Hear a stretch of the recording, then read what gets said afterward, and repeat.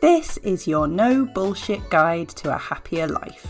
Quick, but not necessarily easy tips to help you to squeeze every last drop of enjoyment out of your business and your life.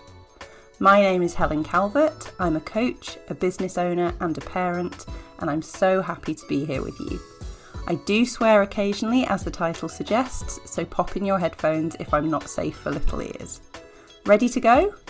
Let's do this. This episode is sponsored by Emily Jolliffe of Get Clarity, Let Go. Emily is a certified counsellor and parent autism coach. She brings deep understanding to supporting parents of neurodivergent, anxious or school-avoiding children. Emily has strong solidarity as she is raising her own 3 teens and child who are autistic, PDA, dyslexic, ADHD and have sensory processing needs as well. Emily knows how hard it can feel, and that a calmer, happier family life is possible. Emily starts from complete acceptance of each parent, child, couple. She works with parents of children big and small, pre-verbal 2-year-olds, young adults in residential care homes, articulate students in mainstream, and those seeking an education that better fits their child. What lights Emily up is seeing you develop the tools and confidence to connect deeply with your child and set them up to succeed on their terms. Your connection with your child helps them to fulfill their potential. It strengthens the hope in your heart and harmony in your home.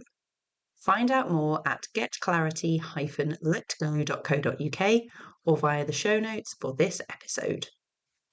Hello and welcome to this episode, which is all about remembering why we do shit.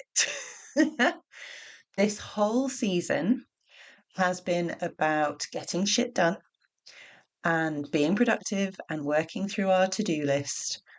And now we're at a point where we need to take a breath and remember why we're doing stuff in the first place. So right at the start of this season, I talked about why we're doing stuff anyway, because I didn't want to spend a year talking about how to tame the task list and how to get organised and how to be productive if none of us knew why we were doing anything anyway. We don't want to be doing things for the sake of doing things. We want to have some goals and aims. So this is a reminder that we have to understand our why, our reasons for doing stuff.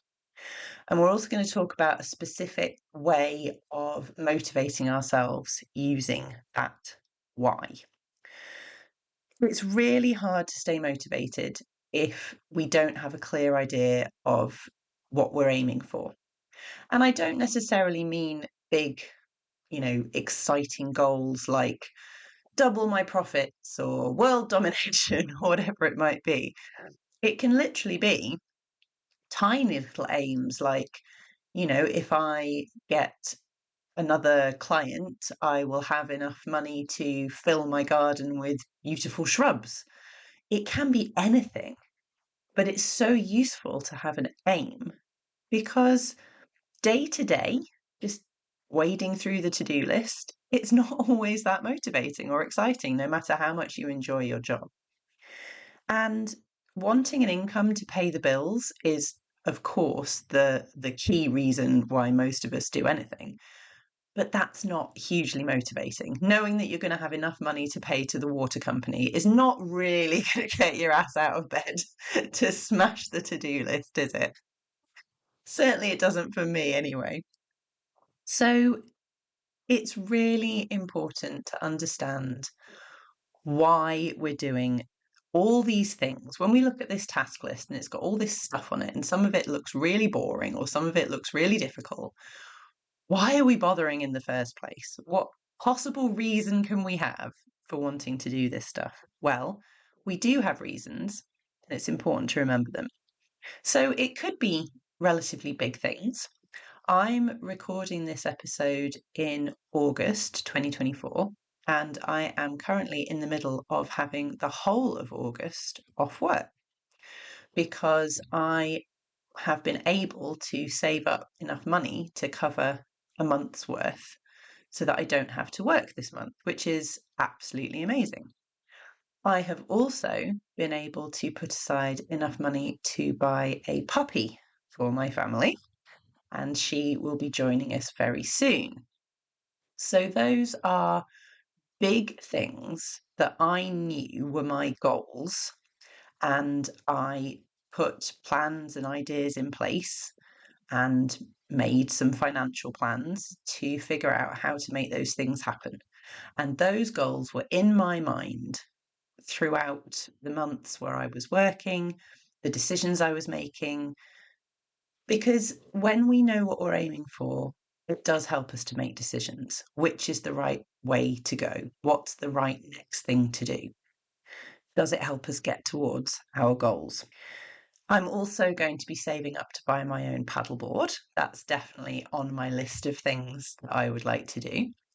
So it can be these relatively or very big things, but it can also be really small things.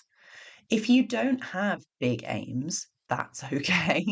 But also, if you don't have the disposable income to consider big aims, that so not everyone has the opportunity to save up money to do big stuff, or certainly not every year. But it can be small stuff. It can be just love to be able to have coffee out more without really thinking about it, just more spare cash for treats. Like I say, maybe going to the garden centre and buying a couple of plants, or just little things that make life that bit spicier, that bit nicer. So it can be just those aims, but they are still motivating because we know that it's going to be a really lovely day if we can just swan off to a cafe and have lunch out and not be thinking, can I afford this? And it doesn't have to be financial things at all. Or rather, everything's financial, isn't it? We need money for most things, but the focus doesn't have to be on what we're spending. It could be a lifestyle choice. Could be we're doing what we're doing so that we can be flexible for our families, or so that we can have flexibility around how we look after our mental and physical health. It can be incredible just to have freedom to do whatever. The ability to enjoy good weather. We've been enjoying some beautiful weather recently. And if you work for yourself and can make certain choices, you can think, right, I'm going to go off and enjoy this lovely weather and I'll do my to-do list later. And I can do that because I've built my own business and I have my own choices. All of these things are our why. And you may have this may resonate with you, or you may have completely different reasons for doing what you're doing. Whatever the reasons are, if you can remember them and have them in front of you, it can be so helpful on the days when you really don't want to wade into that to-do list. So there's lots of ways we can remember. The simplest is just having a list on the wall. I would like a puppy, I would like a paddleboard. Or we can have a vision board. And I have only really been introduced to vision boarding properly in the last few years, but I am a big fan. And as I sit here in my office, I can see 2 vision boards that I made last year. One with the lovely Kimmy from Nourish Northern Mamas, and one with the lovely Katia from Katia's Micro Adventures. Both of them have lots of kind of sunny weather and travel. Clearly, I am always hankering after a beach.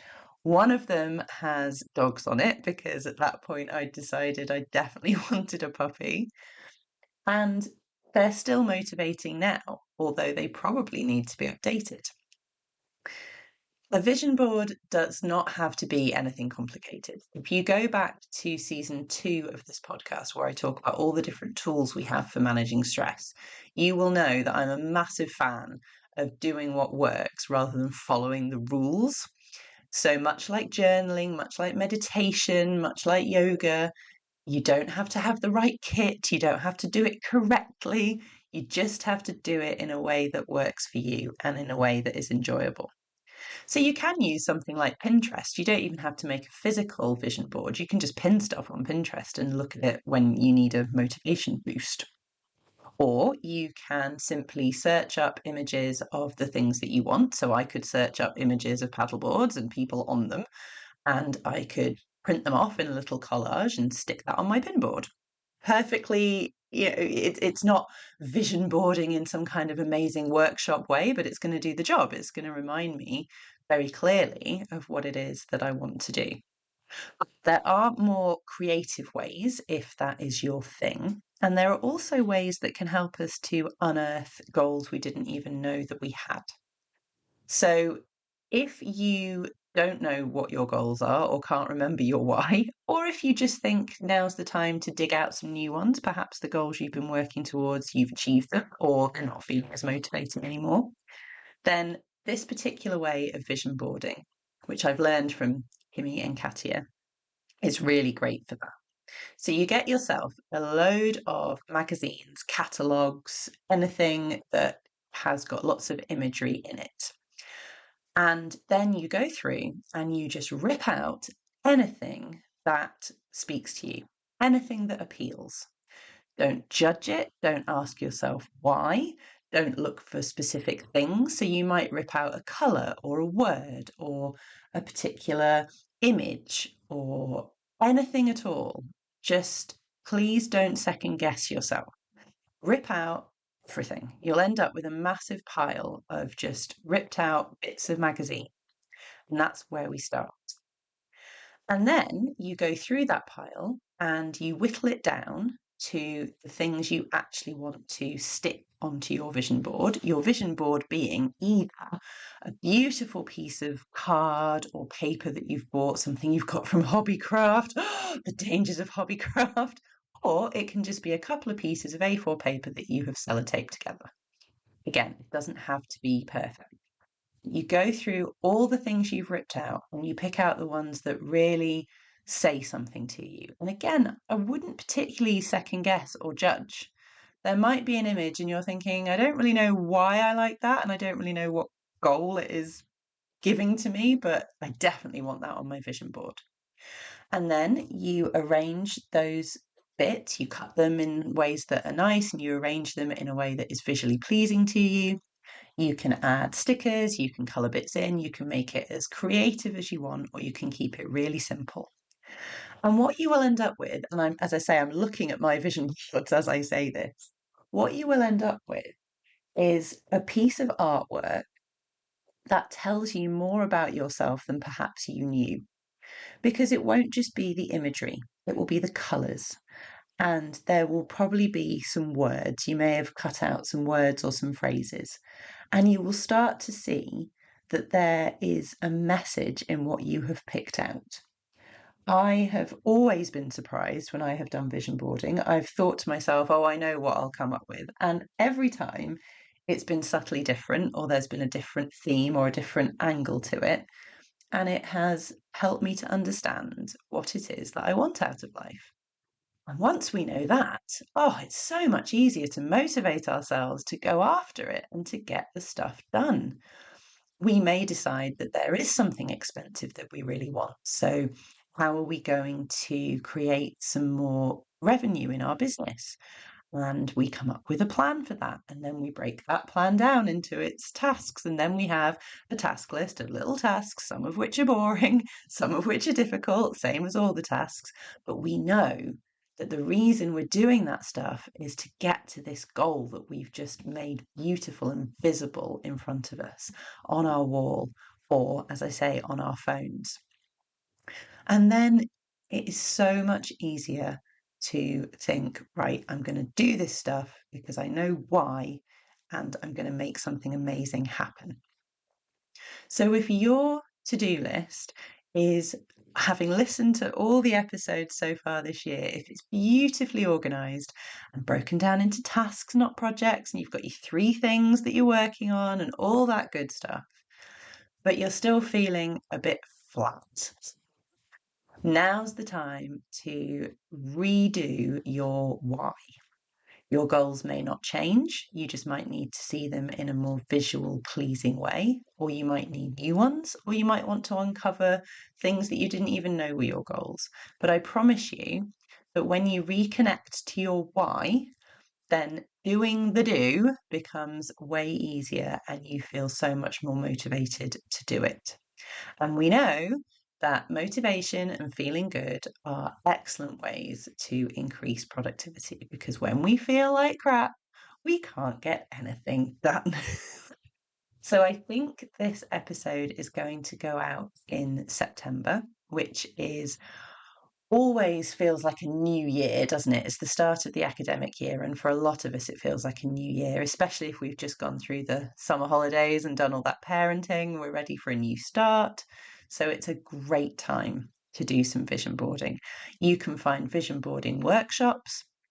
You can do it with people. You could get a group of friends together and do it casually, or you can just do it by yourself. It doesn't have to be complicated, but I would recommend doing something that puts your goals right in front of your face in a way that excites you, because that way we can get stuff done and squeeze every drop of enjoyment out of these wonderful lives of ours.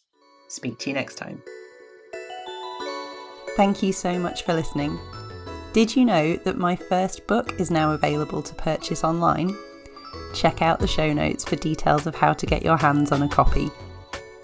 If you enjoyed this episode, I'd be so grateful if you could leave me a review, and don't forget to subscribe so you know when new episodes are up. If you would like to work with me one-to-one or follow more of my content, you can find out how in the show notes. See you next time.